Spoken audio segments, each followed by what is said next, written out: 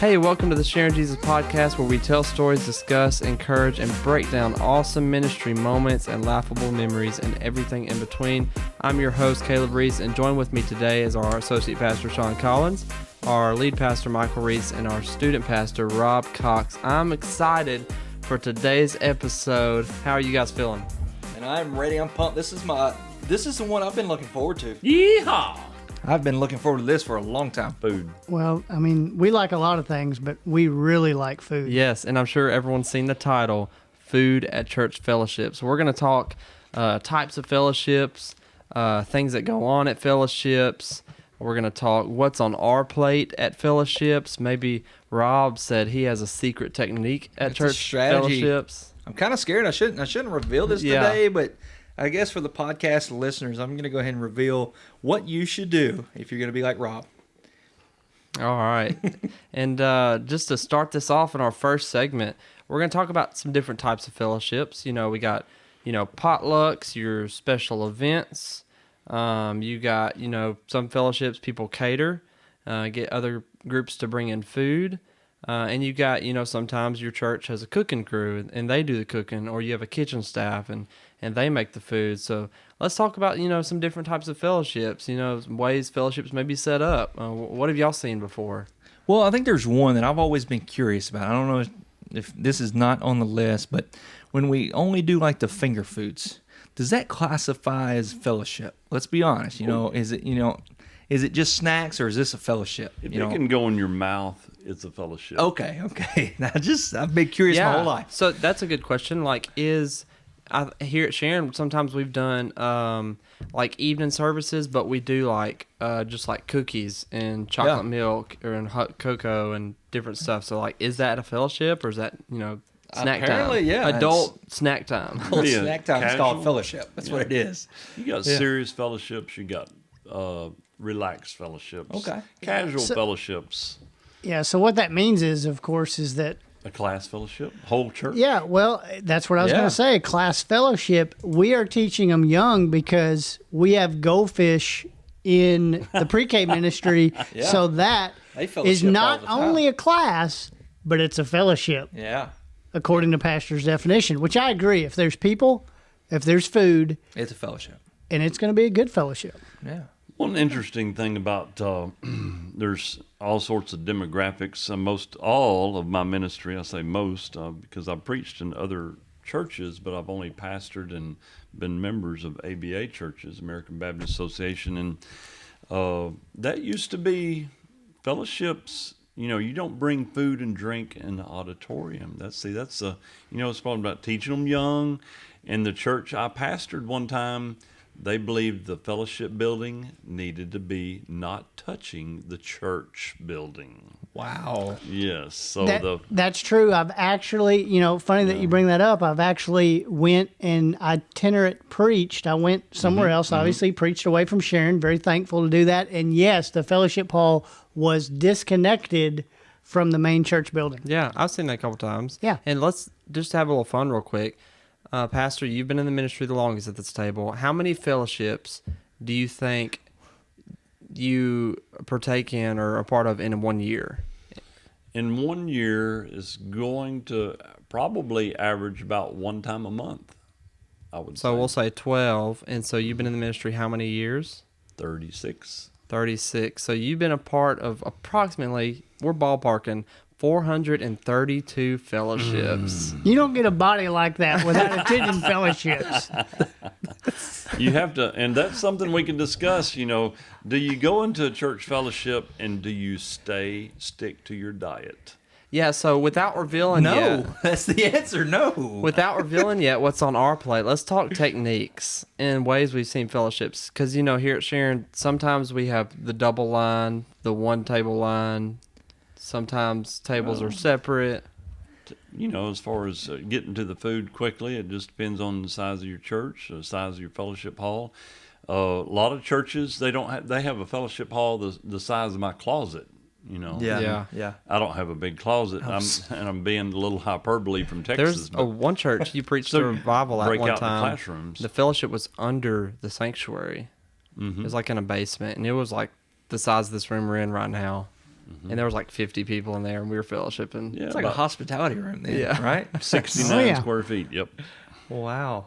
And so well, going back to like, the way tables are set up and everything, what is the biggest like courtesy rule at fellowships always? Ooh.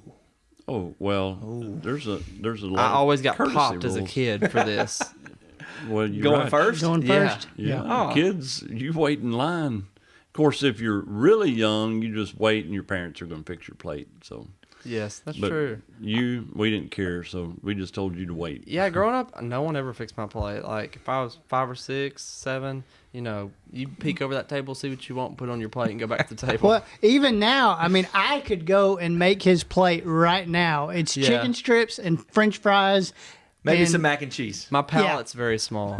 Yeah, so Oh, the Well, homemade mac and cheese. Well, we'll get on that. Now in the that next he's segment. engaged and dating and in love, he's increasing his palate because he's in love. Yeah. I saw him eating Oh. some green stuff the other day. Every I was- now and then Whoa. I dabble in a salad. I don't need my. dabble. Ellie, if you listen to this, thank you. You took over where we could. I was going to say he changed from a French fry to a tater tot. I mean, All right, so let's go around. For y'all, what are your favorite types of fellowships, personally? I like the potlucks. Really Just like the potlucks. everybody bring whatever. Everybody brings something, and there's a lot of mystery in potlucks, all right? Yeah. But what I like about it is everybody's involved. Hopefully everybody's involved. If I'm guilty, I've been to a potluck. I didn't bring anything before. Okay, on those I don't go first. Okay, I feel bad. Yeah, that's Right? one thing. The people that don't bring anything to Like, potlucks. how far Yeah, are we but going to go into this There's, today? I guarantee you, though, every church I've ever pastored, there's a lady who was thinking of you. Absolutely. Yep. And they There's always enough food.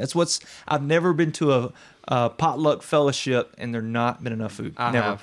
it's Have much. you? Yes. Oh wow, what'd you Really? do? Yeah, have you? I've made no, not for a church planned fellowship. Did we ever run out of food? Now I've made a lot of mistakes in the ministry, and Okay, most of my mistakes are logistics. All right, What have we got? What have we got? Are we talking about like running out of food, like there's just no food left, or like there's still 3 bowls of green beans left? Because to me, that's out of food. Well, see, I'll go eat some green beans. That's what I'm getting at. It's like you Okay. walk up because you've been ministering to somebody in the hallway. The fellowship's almost half over. You go in there, there's just 3 big bowls of green beans. Like to me, I'm like, oh, we're out of food. But y'all are like, oh, green beans. Yeah, and a few rolls. Throw that in there. Yeah. But We can no, make a meal. Finishing off that little story, and it won't take but a second. I've never seen us run out of food at a regular potluck, which, by the way, I'm on second Rob. That's my favorite type. We'll get to Sean in just a second. But at country churches, most all of them, we fix food, including Sharon. We fix food for families at funeral times, the connection with the church and what have you.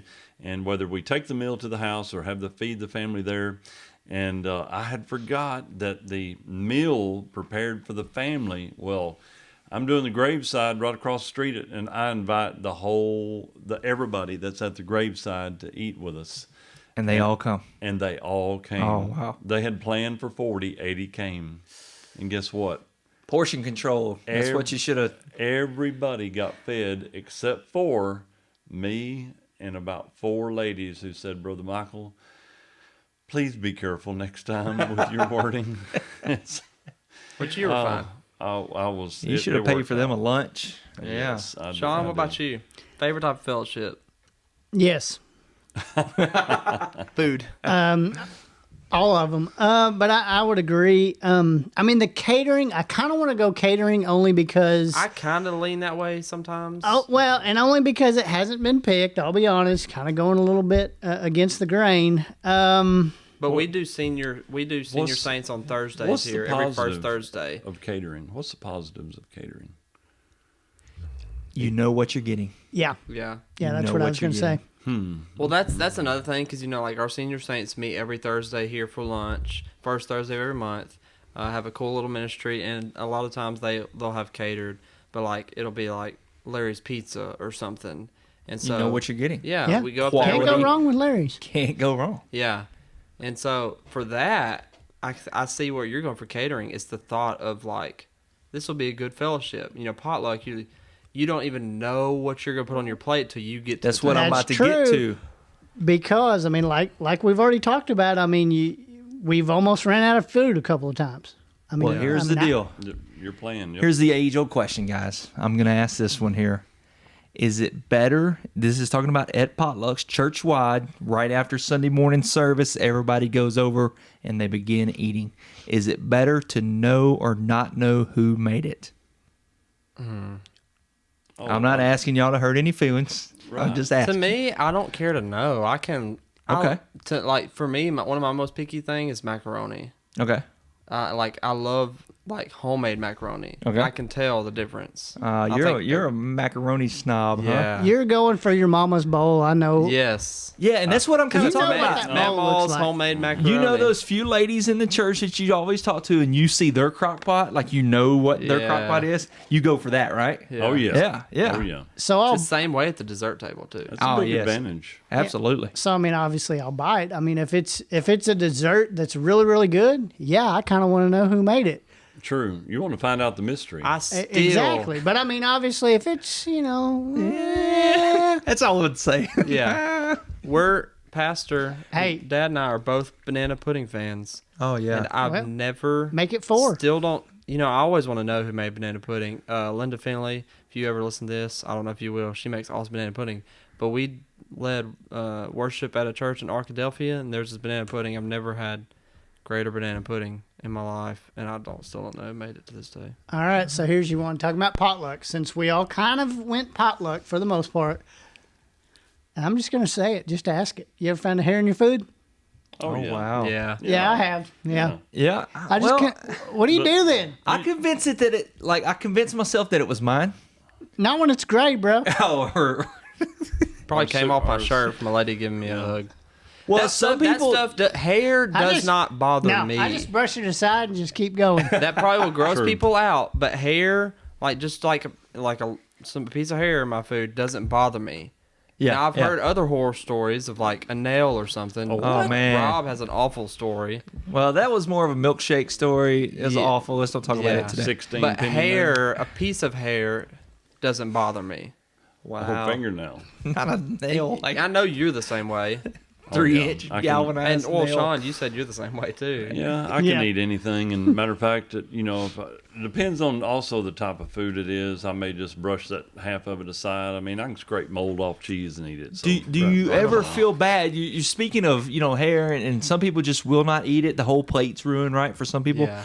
What's the strategy about throwing that away? Like you don't want to hurt anybody's feelings, of course. Do you get another plate, stack on top, get a napkin, If I don't hide finish, it? if I don't finish my food, I always fold my plate. You fold your plate because you're gonna go get something else, but you didn't want that. You had a bite of it, and you're like, to kind of go off on the dessert end. Yeah. I usually get dessert last. Like I don't even go to the dessert table. My wife Rookie. is Rookie. pretty picky.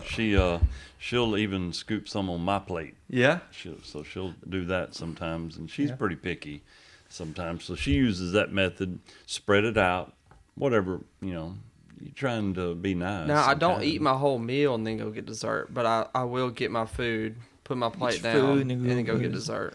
Okay.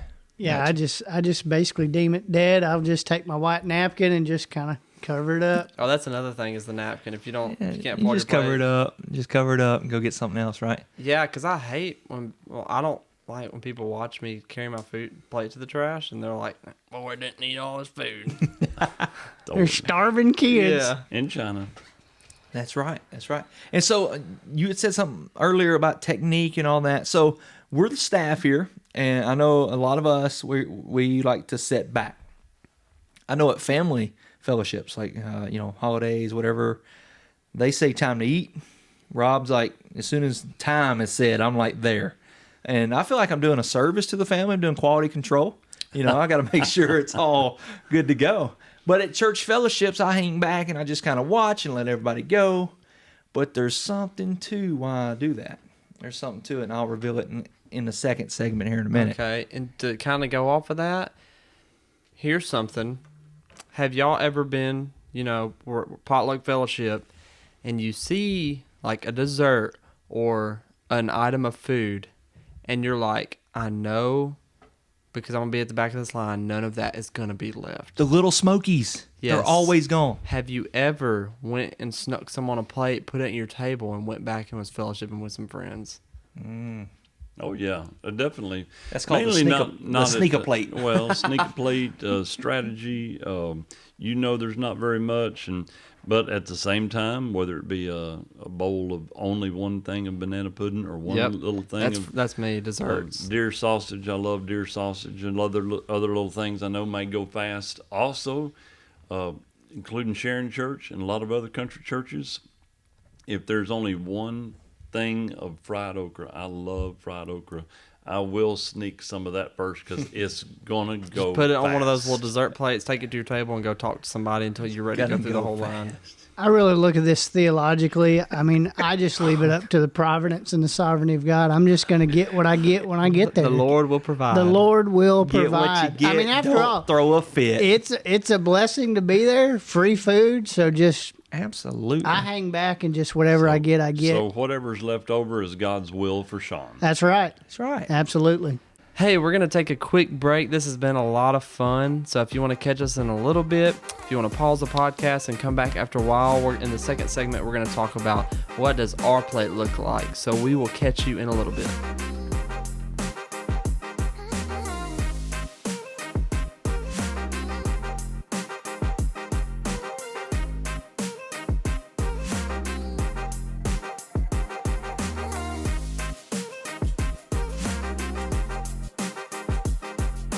Welcome back to episode 5, Food at Church Fellowships. We are in segment 2.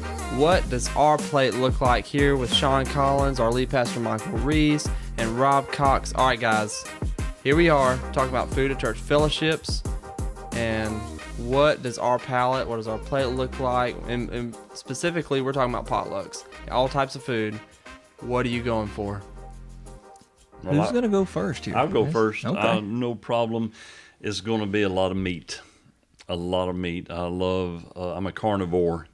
And I do like a lot of vegetables. There's vegetables that Miss Karen, she fixes all kinds of vegetables, but she doesn't do much with cabbage. And I love cabbage, especially got meat in it. And then also, I love turnip greens. I love also put pepper sauce on turnip. Those are some things that Miss Karen doesn't fix it often. So I'll go for those items. And she does fix me fried okra. That's one of my other favorite fellowship vegetables, but it's going to have a lot of meat on it. That's going to be my main staples. What do you got? My plate, it depends on the potluck. It really does. There's a strategy involved. I pride myself in eating. I'm like almost a professional eater in a way. I think of myself that way. It's Joey Chestnut over there. Yeah. But there's a strategy to it. So if you're listening, you might want to take notes here.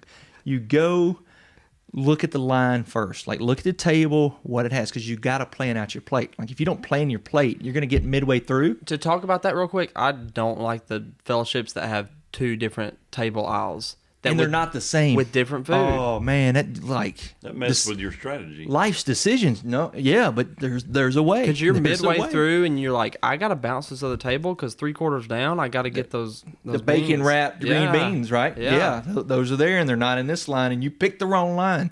But yeah, so you scope it out. You got to get a plan together. You strategize. So I really like salads, but at church potlucks, it's just not happening. It's just a waste of space on the plate. It's just I'm not You can going to get do a it. salad any other day. Yeah, exactly. So I'm not gonna and I don't know how it worked out. It's like a common thing. which I don't see It's too always many at the salads. it's always at the end of the line. Yeah. It's always there. So I'm very thankful for that. Somebody thought about this, and it's at the end of the line. I wonder why, though, because when you go to a restaurant, do they bring your salad at the end? No, it's at the beginning. Yeah, weird, right? People at church potlucks have figured this out. It's Well, no, natural. maybe because they know you're going to load your plate up with all the important stuff and then just have a the little meat, right? Yeah, Like but what Pastor happens said. if you bring that salad? I mean, you're taking a lot of lettuce home, but go ahead. So I scope it out, but here's the strategy. Here's what I do, especially if it's just one line. If it's 2 separate lines, it kind of messes things up. One line here, I do a different kind of sneak a plate. I get a plate, but actually it's 2. Okay, so it's one. I do a double stack. That's for support because I'm gonna load my plate up. Right, it's gonna be a lot.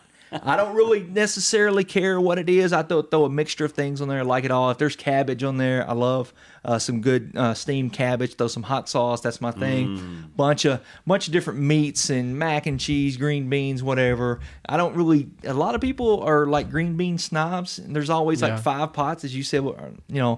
I just get some green beans. It doesn't matter to me, and so I just load my plate up. Well, the plan was to get 2 plates. So if it gets too heavy, guess what you do? You take that second plate, boom, you now have 2 plates. And now you can get a lot of whatever's at the end, right? So it blows your mind. Wow. But I get 2 plates. And if somebody asks... It's almost like a backup system. Exactly. So you're trying to fit it on one. You're married, so you have an excuse. Yeah, I'm getting something for the baby. I'm getting something for Haley. I'm loading my plate. But here's the ultimate strategy, though. I've sat back. I've watched everybody go eat. I kind of get a feel for what's good. People are already starting to eat. Oh, this is good. But while everybody's in line getting something to eat, I'm at the dessert table. That's what you do. You go to the dessert table first because you always see that really good one. You go there first. You get your couple plates of whatever. The banana pudding fits on a plate by itself. You got to get your pie. There's always a good pie. Do you load up at the dessert table? Yes, it's a church fellowship. Absolutely. And being the first person at the table, do you load up? Yes, because nobody's going to know. They're all focused on what they're about to eat. I know what I'm finishing with. I'm worried about the finish line, and that's the dessert. Yeah. And what that does is it solidifies your spot at a table. The worst thing at a church potluck, you kind of had your spot, but then somebody else came and sat down, didn't know. You're not going to cause a fuss, but you got to go find somewhere else to sit. You go get that dessert plate, whatever you wanted, and set it in your chair, and you're set for the whole thing. That's good. Yeah. So y'all take notes, and everybody can't be last to eat now. So next church fellowship, y'all don't be stealing my notes. Yep. And, that's scriptural. The Bible says in Ephesians chapter 3 that, God is able to do more abundantly. So he wants us to have an abundance. That's using scripture out of context, but it works for fellowship. Nobody's fact-checking this. For me, neither one of y'all started with this, but I'm a big sweet tea snob, so gotta have a good glass of sweet tea. And I'll go get my sweet tea first and drink it in line. So by the time I get to the end of the line, I can go ahead and refill it again. Oh, that's smart. You're already hydrated. You're ready to go. Yeah, that's good. So for me, for my plate, like Dad said, ton of meat. I find, and it doesn't have to be my mom's, but I love homemade macaroni. Bread, garlic bread, rolls, it doesn't matter what kind of bread. You have tons of bread. I love green beans wrapped in bacon. Oh, dude. And they're never enough. And it depends on what kind, like you said you have a lot of meat. To me, it depends on what kind of meat, because sometimes I've went to fellowships and had like 4 different types of meat and just had bread and sweet tea. Which it sounds so unhealthy, but that's... Oh, that's good. Oh, no, low carb. Yeah, so that's something I do. But dessert table, I'm huge on banana pudding, and any kind of cookie or brownie is what I love. And definitely during Thanksgiving time, pumpkin pie. 100%. But I hate that pumpkin pie and... Sweet potato pie looks so much the same, because I'm not a fan of... And then they put them beside each other. Yes, I'm not a fan of sweet potato pie. I'll eat it, but I'm not a fan. I love pumpkin pie. And you've mentioned they kind of taste the same. Some do, but some taste completely different. Yeah. So, but love pumpkin pie, banana pudding, sweet potato pie. That's what my plate looks like. Always Sean, got the sweet tea. You are up here, sir. And in case y'all don't know Sean, he's the big man at the table. He's the eater here. Like, Sean has probably the best palate at the table. What kind of fellowship you like, Sean? Yep. If Sean recommends a food, you go eat it. And so I'm kind of curious to know Sean's strategy. We've never talked about this. What does the strategy of Sean Collins look like? Well, that's the thing. When we're dealing with potlucks, I mean, Rob, you and I grew up in the 90s in the height of WCW, WWF. I mean, what Wolfpack you described, exactly. What you described almost felt like a cage match as far as your I mean, I really felt like you were going to be knocking Rage in the cage. Exactly, knocking people out of the way to get stuff. I'm real laid back at potlucks. I hold back. Okay. I guess truthfully, the serious moment, I learned that from Dad. He would always cook, and he would always eat last. Part of it was probably to eat last, but part of it was probably because he wasn't hungry because he snacked all the time. He snacked while cooking. Exactly. Yeah. It was like revealed- second meal. You revealed a little bit of that, but if you have food before you, what does Sean Collins put on his plate? For the potluck, I mean, obviously it's going to be a lot of meat, of course. You know, it's good. I like meat. Salad's not going to be there. Bread is probably, if I get bread, it's going to be one little piece. And a lot of times the bread will be there if, frankly, things are running a little bit low because, you know, bread is filling.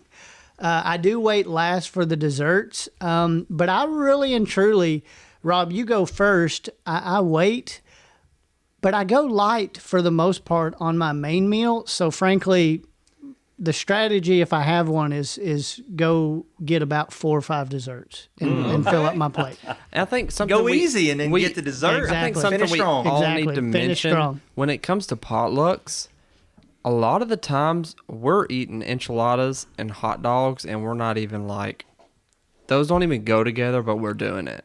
Like, like what's on your plate? Yes. It doesn't ever. Oh, Yes. that's true. like, are we at the ballpark or are we at the Mexican restaurant? Yeah, like, Like, do you get spaghetti and an enchilada that never Yes. goes together? I do. Oh yes, So- absolutely. Yeah, so I mean, I was raised in a family that things had to go together.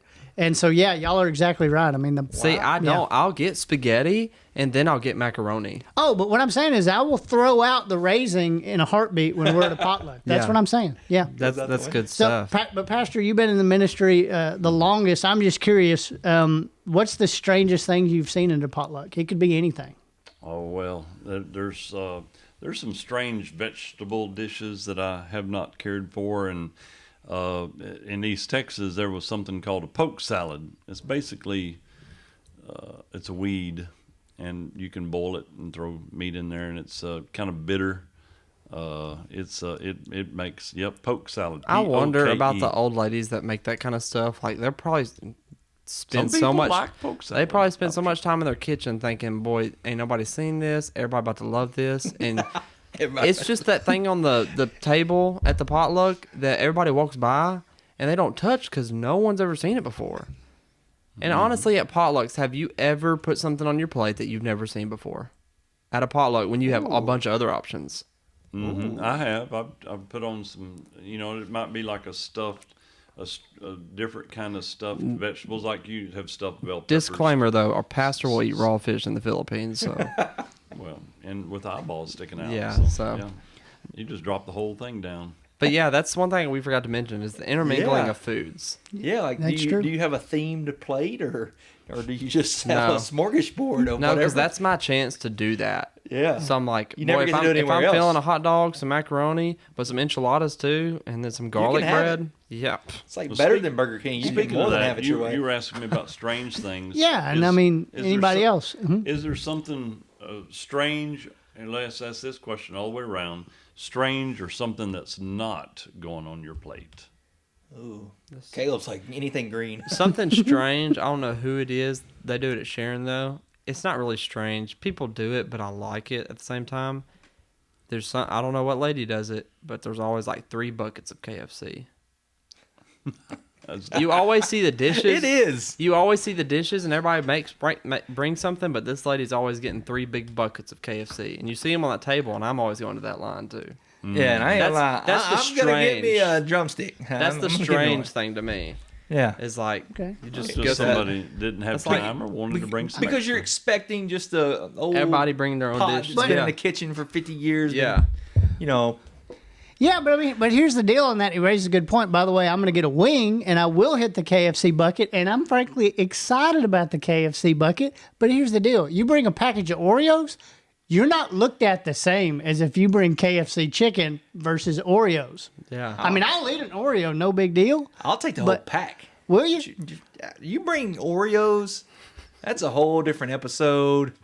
we got Oreos on an Amazon Prime subscription. Okay, so we Oh, eat Oreos. gosh. So I'm an Oreo fan, big time. We have Big just time. learned new information. What's Stuff- the Subscribe. Stuff to that Oreos. won't go on my plate though is just salad, and I think we've Yeah. all mentioned that. I'm not eating I salad. just at can't do it. Fellowship. I just can't do it.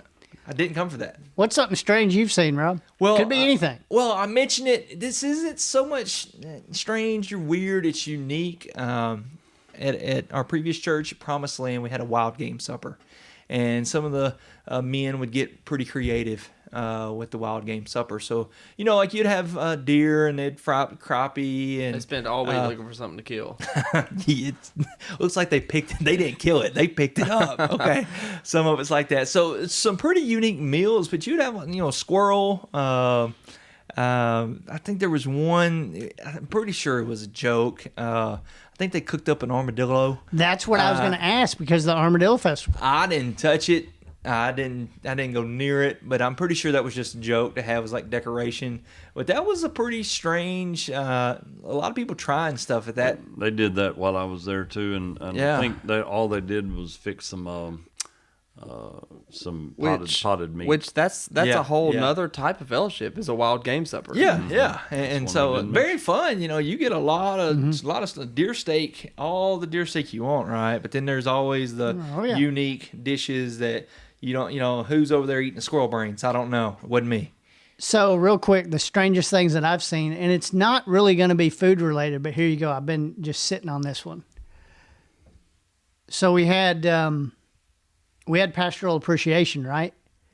And it just so happened that the pastor was fasting, and nobody really caught on. Oh yeah, Yeah, talk about remember kind of that. strange. yeah. I caught on and knew what was going on, but bad time to have a fellowship when the pastor's fasting. Yeah. So Wow. yeah, kind of a little bit awkward, but such They is life. just sit and visit. Yep, just sat and visit, played it real cool. Couldn't even really tell. Of course, whoever's listening, of course, you got 3 chances to figure it out. But yeah, just kind of sat there with the drink and just kind of mingled and visited. And Do you think people were offended? as far as I know, they didn't catch on. Okay. Okay. Yeah, man, Cool as a cucumber. cool as a cucumber. Yeah, Nice. But even hey, what about the fellowship? Everything's going well. Appreciate you. That's, Yeah. yeah, that's good. Yeah. Hey, well, kind of to wrap up this episode, let's talk a little bit just about the benefits of church fellowship and just all the good that can come from fellowships. And I know, Pastor, we're doing a kind of a cool fellowship as our first Sunday evening type get together this Sunday evening. So let's talk And about by the time benefits this for- airs, it may be past tense, but that's Yeah. one of the goals of this. Any fellowship should be for church members to spend time together in a way that's, of course, casual. You're getting to know each other. You're hearing about each other's families, jobs, struggles. How are the kids doing? How are the grandkids doing? The conversations that you don't get a chance to do in a pew because we're busy. We're singing, we're praying, we're preaching, and so yes, some great benefits to having a church fellowship.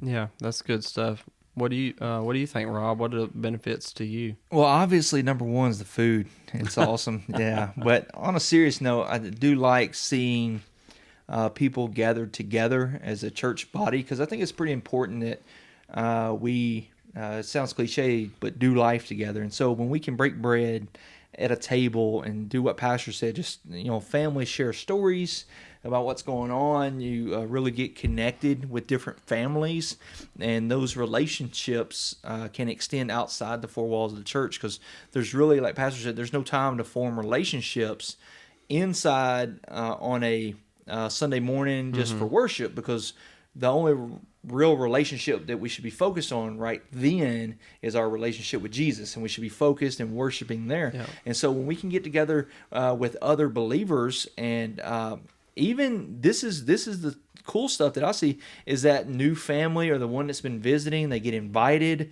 to come and hang out. They get some new faces Yeah. and new relationships form, and just really get to know people. And I think if you're really wondering about the benefits, what we're talking about, just next time your church has a fellowship, for most churches, it's the same as us. We have circle tables, right? Yeah. 6 chairs per table. Some of our families are bigger than 6, and some of the kids sit separate than the adults.